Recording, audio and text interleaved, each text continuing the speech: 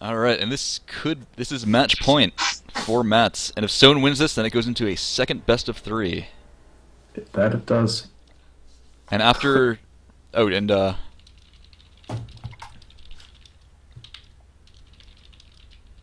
okay, just making sure that's clear to everyone. No pressure on Sone.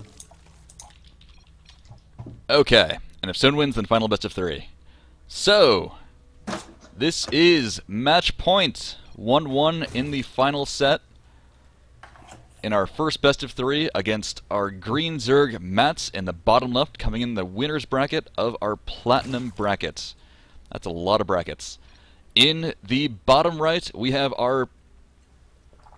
Yes, okay. In the bottom right, we have our green Zerg Sone. I looked at the top, and that just completely blew my mind. I have Sone on the left, but Sone's on the right. So, anyway, can you tell I have been trying to think words and say them for far too long today? No, you're holding up really well. All right, thank you. That's due to caffeine and probably a lot of drugs that I don't take. Ahem. Anyway. Oh, okay. All right. Unassisted casting experience. Exactly. I do not take any performance-enhancing additives for this cast. Just a lot of Coke Zero. Billy May is not a part of Heartland Hitman. We do not endorse the use of cocaine to shoutcast. Yes, we do not endorse the use of cocaine, except, you know, when you want to be really awesome. But aside from that, we do have a hatch first from both players. Yep, the more economic build. Alright. So we should see another game that goes probably into Mutaverse Muta. Sone this time really needs to be careful to take those flyer upgrades very quickly. Yes, that was definitely what pushed back his mutas in the first place, and it just kind of snowballed from there. Because in Muta versus Muta, as soon as you fall behind on mutas, it just seems like the game is done from there. Yeah, it's definitely hard to come back from. Alright, we do have a pool and gas coming from both players at about the same time. Sone's is a little later on gas.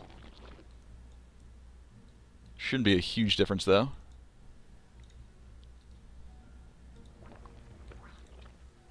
Alright, and as this is coming up, do you think, while we're waiting, let's talk about Muta versus Muta a little bit. Do you think there's any real counterplay to it, or do you see a lot of ZvZ just going always Muta Muta all the time, or just some kind of early speedling bust to try and avoid the Muta Muta? You know, those are definitely two big ones. The 2-base Muta onto a 3-base as soon as layer finishes, or your 2-base speedling all in a la Loco.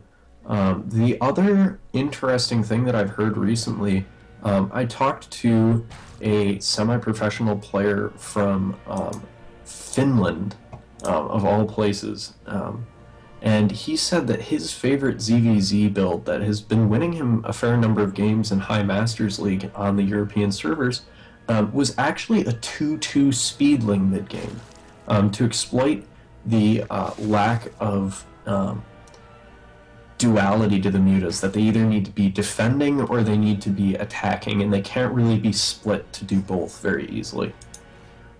So there are some other things coming out. Trust all the Zerg players that, you know, we hate the same boring matchup just as much as people hate watching it, but you know, it's definitely interesting play and it's high paced, but you know, there are alternatives. I have actually seen a post, I don't know if you've seen this as well, on Team Liquid showing Hydra Ultralisk, actually. Because the Mutalisks just do not... The Mutalisks and the Zerglings just do not deal with Ultralisks after, you know, about a year of pounding on them. They will just keep going to work. It's true. The trick with those builds, though, and the reason why Muta Muta is so popular, despite being such an incredibly volatile mid-game, very easy to lose with them,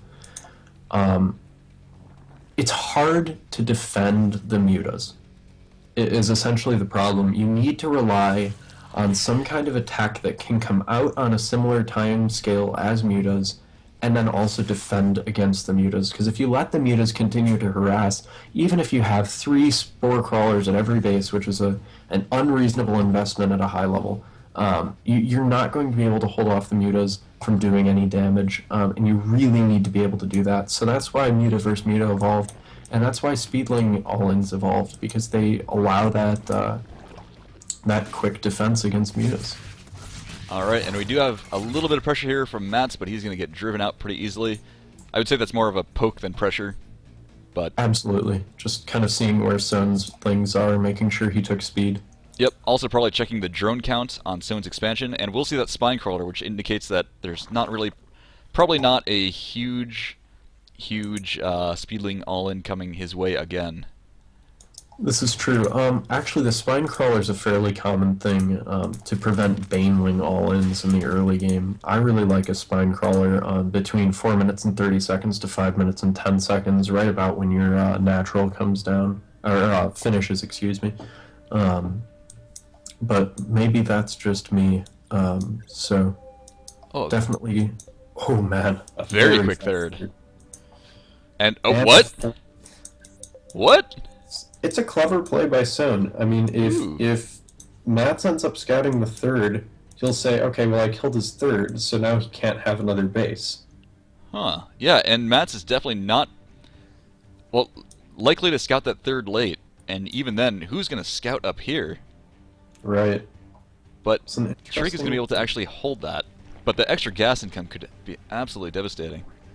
You know, it's a big problem right now. If you can hold down 3 bases, no matter how good your opponent is on 2 bases, unless he does some serious economic damage, you will win that game. Because you will have a significantly larger number of mutas with the extra gases. Yep.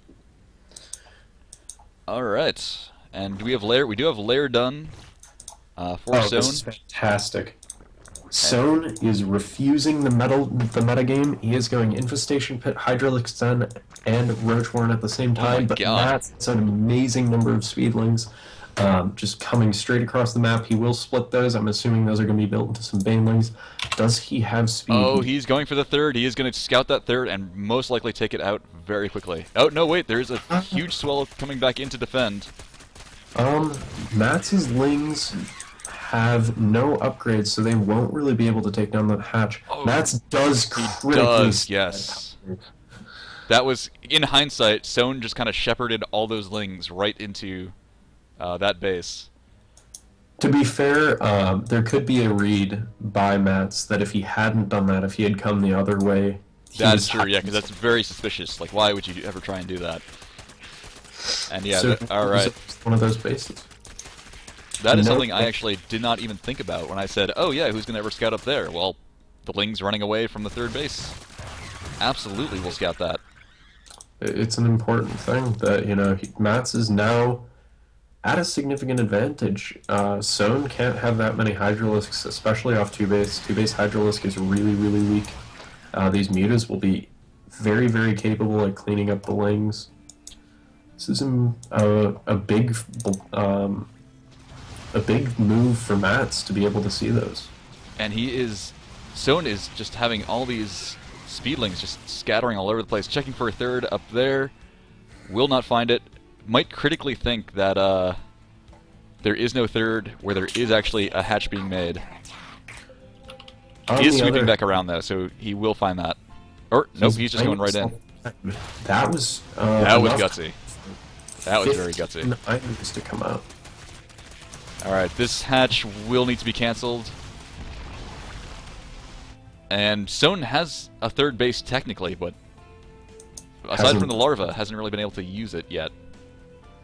You know, he is taking his advantage in that he has Ling Hydra now, which once you've transitioned to a mid-game tech, you know, with grooved spines and a missile attacks level 2 coming out, he'll be able to completely crush the muta play as long as those Hydras don't get eaten up by Lings or Banelings. Yeah, the real trick I found in my terrible ZvZ is Baneling plus Hydra is fun times. That it is. The Hydra feels like the Marine of Zerg in that regard. It is.